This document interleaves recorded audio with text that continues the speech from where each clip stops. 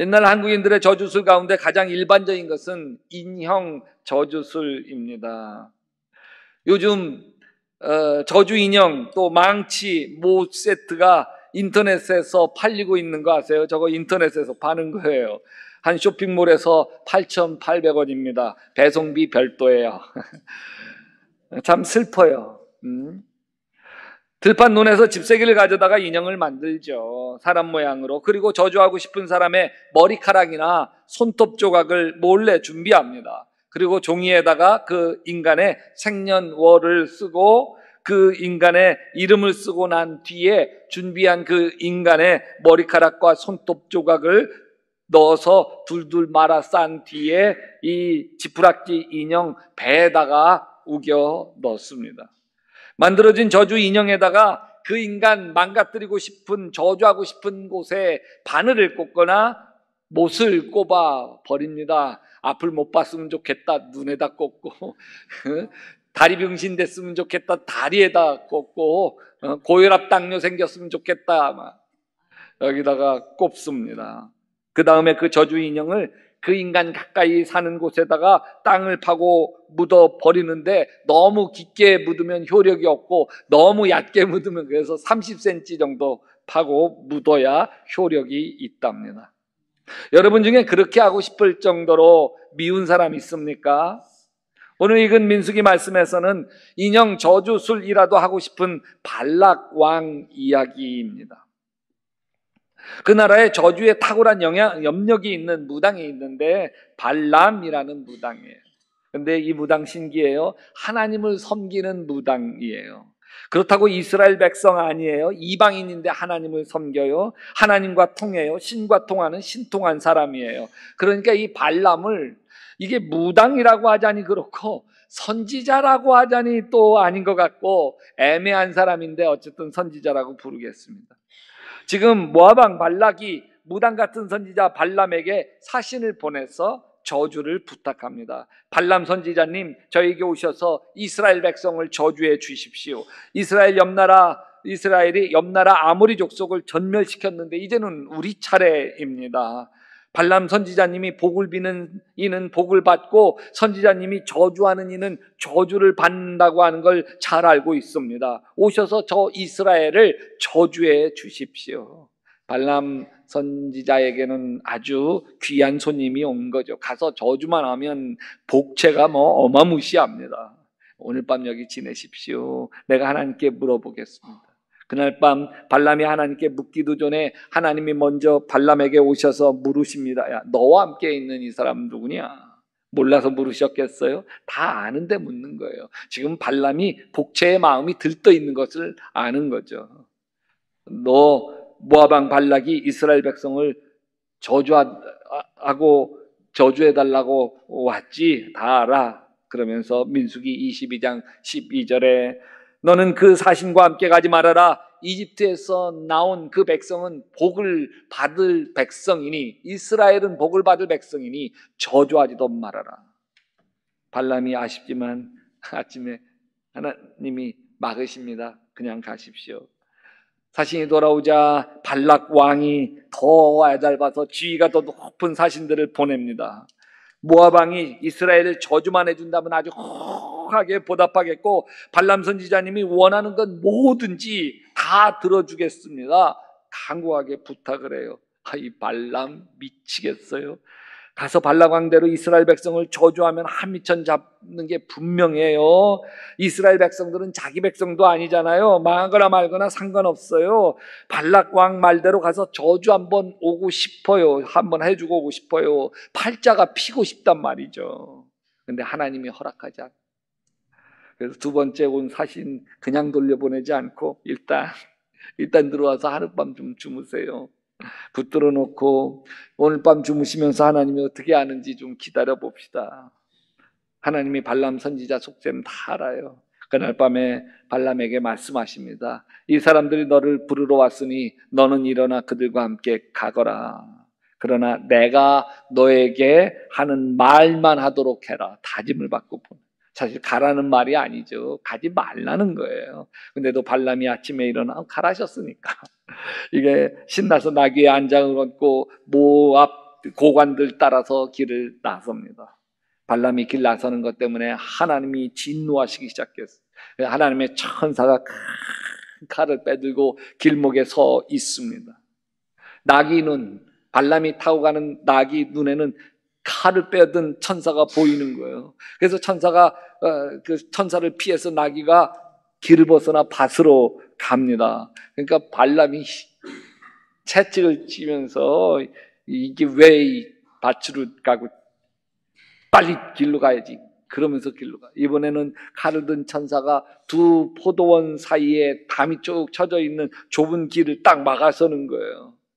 그러니까 이쪽에도 담이 있고 저쪽에도 담이 있으니까 나귀가 칼을 든 사람이 무서워가지고서 담 옆쪽으로 가니까 이게 발람의 발이 담하고 나귀하고 사이에서 짓이겨지는 거예요. 어우 아파. 그러면서 막 이 채찍을 또 후리치니까 똑바로 가지. 그러니까 발람이 그 칼을 든 천사가 무서워서 그 발람 나귀가 태운 채로 엎드리는 거야. 그러니까 이번에는 지팡이로 그냥 확 후려치니까 하도 아파서 그런지 이 나귀가 입이 열려 사람의 말을 합니다. 왜 때려요? 제가 주인 어른께 뭔 잘못했기에 저를 이렇게 3번씩이나 두들겨 팹니까? 야, 너 나를 놀릴까 물어 여기느냐? 내가 내 칼만 있었으면 너 목을 베었을 거야. 그때 발람의 눈도 활짝 열려서 천사가 그 앞에 무시무시한 칼을 든 게 보이는 거예요. 발람아, 나귀가 지금 비껴섰기에 망정이지 그렇지 않았더라면 내가 나귀는 살려줬어도 너는 분명히 죽였을 거다. 발람이 넙죽 엎드려 절하며 제가 잘못했습니다. 집으로 돌아가겠습니다. 아니다. 그럴 필요는 없다. 저 사람들하고 같이 가거라. 그러나 너는 내가 말해주는 말만 하여라. 발람이 얼마나 저주하고 싶었을까요? 막 입이 근질근질하죠. 발람이 예언을 하여 말하되 발락이 나를 아람에서 모압 왕이 동쪽 산으로 데려가다가 이르기를 와서 나를 위하여 야곱을 저주하라. 와서 이스라엘을 꾸짖으라 하는도다. 발람은 저주하고 싶었어요. 근데 결국 하나님이 막으셔서 저주 못하지만 저주는 발람에게 큰 유혹이죠. 한미천인데. 근데 그 유혹은요, 여러분 우리에게도 있습니다. 나를 아프게 한 사람, 내 인생 정말 큰 손해를 끼친 사람 얼마나 저주하고 싶은지 몰라. 그러나 시편에서 이렇게 이야기해요. 그가 저주하기를 좋아하더니 그것이 자기에게 임하고 축복하기를 기뻐하지 아니하더니 복이 그를 멀리 떠났으며, 축복을 기뻐하지 않으면 복이 그를 떠난다. 또 저주하기를 옷 입듯 하더니 저주가 물같이 그 몸속으로 들어가며 기름같이 그 뼛속으로 들어갔나이다. 저주하면 저주받는 거죠. 예수님이 산상수훈에서도 이렇게 이야기해요. 자기 형제나 자매나에게 성내는 사람은 누구나 심판을 받는다. 자기 형제나 자매에게 얼간이라 말하는 사람은 누구나 재판장에 불려갈 것이요, 또 바보라고 말하는 사람은 지옥불에 던져질 것이다. 저주하지 말라는 거예요. 근데 여러분, 저주가 흐르는 가정이 있는 거 아십니까? 어떤 젊은 여자 집사님이 이런 고백을 해요. 아버지가 늘 술만 드시면 엄마를 두들겨 패는 거예요. 엄마 눈이 성할 날이 없는 거예요. 엄마 왜 이렇게 맞고 살아? 이혼해. 얘야, 그게 말처럼 쉬운 줄 아니? 그게 말처럼 쉬운 줄 아니? 갈라서는 게. 나는 그렇게 엄마처럼 안 살아. 이렇게 맞고 사는 걸 말 빼야 해지지. 못하라 그렇게 살아. 난 그렇게 안 살아. 근데 결혼하고 자기도 딸 둘을 낳아서 키우는데 어느새 자기도 맞고 사는 거예요. 남편에게 맞고 사는 거예요.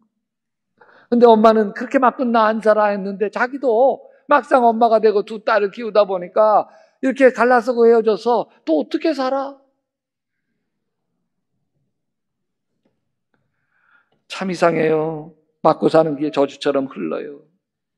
그러면서 자기 두 딸도 자기처럼 맞고 살까봐 두려워요. 불행이 대물림 되는 거예요.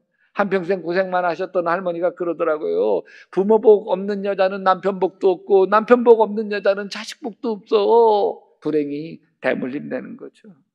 알코올 중독자 가정에서 자란 자녀들이 알코올 중독자 될 가능성이 많고, 폭력적인 가정에서 자란 아이들이 폭력적인 인생을 살아요. 불행이 대물림돼요.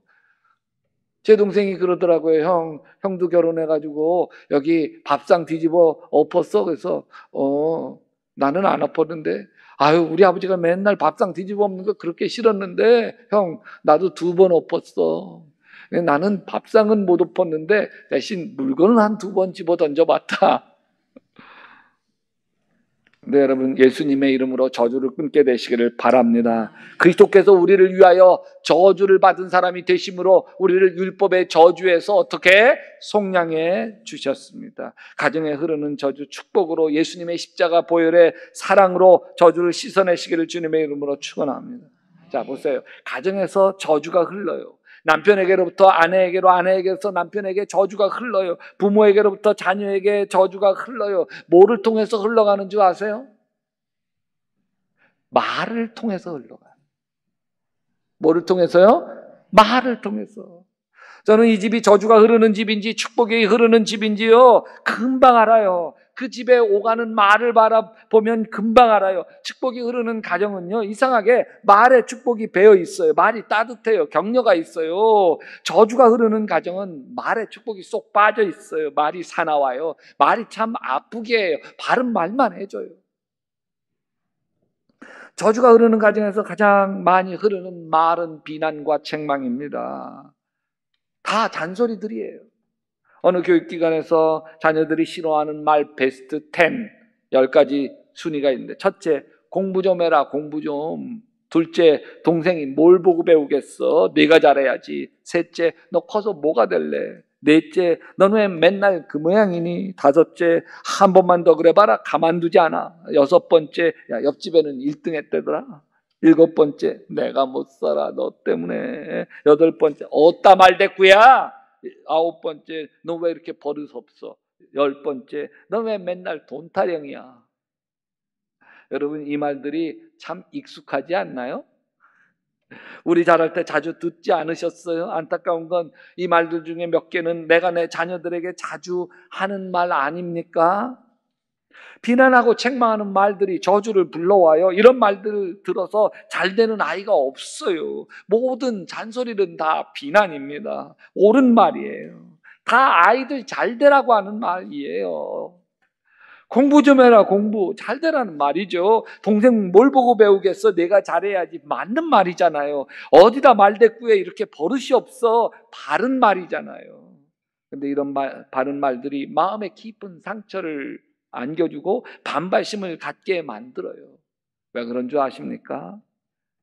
다 잘되라고 하는 말 속에는 내 속상한 감정을 함께 실어 배설해버리는 거예요. 자식이 실망스러울 때 그 실망스러운 감정을 비난으로 쏟아내는 거예요. 그러니까 자식이 반발하죠. 여러분, 비난을 가만히 보면 왜라는 단어로 시작해요. 왜? 왜 아직 안 자? 왜 아직까지 스마트폰 하고 있어? 벌써 몇 시간이야? 왜 청소 안 해? 왜 늦게 들어와? 왜? 지적이에요. 그래서 여러분, 왜라는 말만 빼도 대화가 얼마나 너그러워지는지 몰라요. 자녀들과 문제가 있나요? 왜를 빼세요. 부부간에 문제가 있나요? 왜를 빼세요. 고부간에 갈등이 있나요? 왜를 빼세요. 왜라는 말 대신에 쓰는 말이 있어요. 그 말은 구나라는 말이에요. 뭐라고요? 구나. 자, 왜 아직 안 자? 지적하잖아요. 그 말 대신에 잠이 잘 안 오는 구나. 알아주는 거예요. 너 아직 스마트폰 하고 있어? 벌써 몇 시간째야? 꾸짖는 말이잖아요. 그런 말 대신에 아유, 우리 아들, 우리 딸 스마트폰 그만두기가 너무 힘들구나.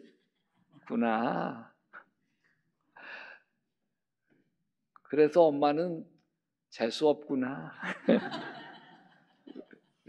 왜 늦게 들어와? 전화 한 통 없고 얼마나 걱정했는지 알아? 넌 집에서 널 걱정한다는 건 몰라? 정신이 있는 애야, 없는 애야? 그러면 자식이 뭐라고 할까요? 에이씨, 내가 지금 몇 살이야? 어린애야? 내가 내일 알아서 한다고? 제발 닥달하지 좀 마. 난 이래서 집에 들어오기 싫어. 자식이 한마디도 안 줘요. 그러면서 서로 마음만 상하죠. 늦게 들어올 때 대신에 오늘 많이 늦었구나, 피곤하겠다, 따뜻한 물에 샤워하고 푹 자렴. 그러면 자식이 뭐라 그러겠어요? 엄마 미안해요, 내가 너무 늦었죠? 걱정시켜드려서 죄송해요. 아, 그래, 걱정 많이 했지. 우리 아들이 늦은 거 죄송하다고 하니 속상한 엄마 마음이 풀리네. 에베소서 4장 29절에 이렇게 이야기해요. 무릇 더러운 말, 잔소리하는 말, 책망하는 말, 지적하는 말, 왜라고 하는 말은 너희 입 밖에도 내지 말고 오직 덕을 세우는데 소용이 되는 대로 선한 말을 하여 듣는 자들에게 은혜를 끼치게 해라.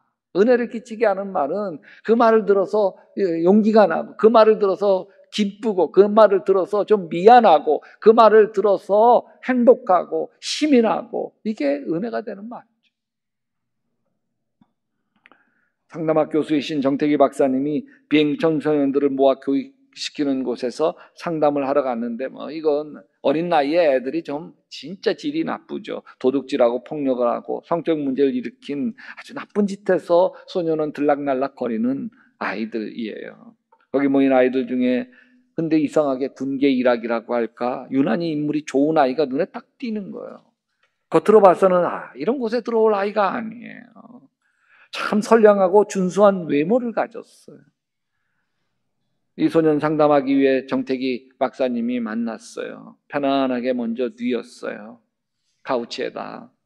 그리고 눈을 감게 한 뒤 조용히 물었어요. 얘야, 너는 지금까지 살아오면서 가장 가슴 아팠던 일이 뭐니?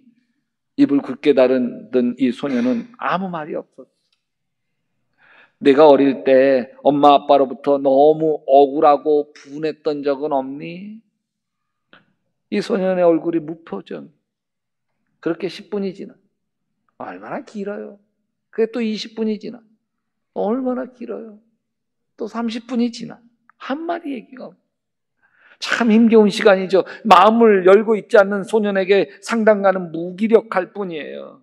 그만 상담을 마쳐야겠다 싶을 무렵 전혀 반응을 보이지 않던 소년이 갑자기 얼굴을 험악하게 일그러뜨리면서 고래고래 소리를 지르기 시작했는데, 놀라웠게도 그 소년의 입에서 터져나온 말소리는 굵은 중년 남자 목소리였어요. 이 바보 같은 새끼야, 나가 뒤져버려. 아무 쓸모없는 쓰레기 같은 놈아, 내 눈에서 사라져. 이 아이는 발악하듯 소리를 쳤어요. 그러다가 조용해지는가 싶더니 다시 발작적으로 소리를 내기 시작했어요. 이제는 소름 끼칠 정도로 금속성의 여자 목소리였어요. 이거 저 왼수, 저것만 아니었으면 저 인간하고 살지도 않았을 텐데 어쩌다가 저 왼수 같은 게 생겨나가지고 어휴 내 팔자야. 진짜 성우할 걸 그랬어요. 아이는 거의 체면 상태에서 번갈아가면서 두 목소리로 외쳐댔어요. 분노하며 전신이 막 사시나무 떨듯이 부들부들 떨면서 이 소년 마음속에 깊이 도사리고 있던 엄청난 상처가 터져 올라오기 시작한 거예요. 체면 상태에서 깨어난 소년은 자기가 무슨 말을 했는지 몰랐어요. 상담가가 전해주는 자신이 무의식 중에 뱉었던 자신의 말을 듣고는 깜짝 놀라더니 잠시 침묵에 잠깁니다. 한참 후 이 소년이 더듬더듬 자기 자신에 대한 이야기를 하기 시작했어요. 이 소리들은 소년이 어렸을 적 부모가 싸울 때마다 들은 소리였어요. 아버지로부터 들은 소리, 이 바보 같은 새끼야, 나가 뒤져버려라. 엄마로부터 들은 소리, 너 생기지만 않았더라면 내 애비 같은 인간하고 살지도 않았을 텐데 너 때문에 내 인생 망쳤어, 이놈아. 결국 이 소년의 부모는 초등학교 6학년 때 이혼하고 아버지는 미국으로, 엄마는 일본으로 떠나고 자기는 할머니 밑에서 자라야 됐어. 결국 부모가 던진 말이 이 아들에게 저주가 되고 말아. 엄마가 던진 말대로 이 소년이 인생을 막 살기 시작을 했어. 도둑질하고 패싸움하고 인간 쓰레기처럼 살아. 내 입의 말로 내가 얽혔으며 내 입의 말로 인하여 잡히게 되었느니라.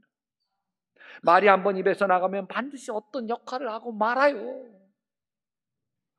하나님은 이렇게 말씀해주고 있어요. 나의 입에서 나가는 말도 내가 뜻한 말을 이루고 나서야, 내가 하라고 보낸 일을 성취하고 나서야 내게 돌아올 거다. 여러분, 우리 입에서 나간 말도요 마찬가지예요. 한번 나가면 반드시 그 듣는 사람에게로부터 뭔가 사건을 일으키고 사명을 완수하고 돌아옵니다. 말이 씨가 되는 거예요. 누군가에게 던진 말은 듣는 이에게 사건을 만들어내는 거예요. 발락 왕은 어떻게 해서든지 이스라엘을 저주하고 싶었어요. 그래서 발락 왕은 발람 선지자를 데리고 부월산 꼭대기로 올라갑니다. 그곳에서 이스라엘 백성 쪽을 바라보게 하고 저주해달라고 하는 거예요. 근데 그때 발람에게 하나님의 영이 임하기 시작했어요. 그래서 저주는커녕 막 축복의 말들을 쏟아붓기 시작하는데, 야곱아 너의 장막이 어찌 그리도 좋으냐, 이스라엘아 너의 사는 곳이 어찌 그리도 좋으냐, 물통에서 물이 넘치고 뿌린 씨는 물을 흠뻑 먹을 것이다. 그들의 임금은 악악을 누르고 그들의 나라는 널리 위세를 떨칠 것이다. 이렇게 이스라엘을 축복한 발람은 이스라엘에게 마지막으로 엄청난 축복을 선언합니다. 같이 합시다. 너에게 복을 비는 이마다 복을 받을 것이요, 너를 저주하는 자마다 저주를 받을 것이다. 하나님 저주를 막아요. 저주를 끊어내기 위해서 예수님을 보내셨습니다. 축복을 시작합시다. 저주는 뭘로 흘러요? 말로 흘러요. 하나님의 은혜와 사랑과 축복은 뭘로 흘러요? 말로 흐르는 거예요. 여러분 입술이 축복의 통로가 되시기를 주님의 이름으로 축원합니다. 따라서 합시다. 내 입은 손 어디 갔어요? 내 입은 축복하는 입이요, 기도하는 입이요, 칭찬하는 입이요, 격려하는 입이요, 위로하는 입이요, 사랑을 선포하는 입이다. 내 입으로 하는 말은 권세가 있어서 말한 대로 되리라. 우리 가문에 내린 모든 저주야. 좀 길면 좀 예수의 이름으로 떠나갈지어다. 여러분의 입술에 제단 숯불로 지져주셔서 부정적인 말은 여기까지 오다가도 삼켜가고 오다가도 들어가고, 칭찬하고 격려하고 위로하고 힘주고, 그래서 은혜가 되는 말만 여러분 입술에서 아름답게 쏟아져 나올 수 있게 되시기를 주님의 이름으로 축원합니다.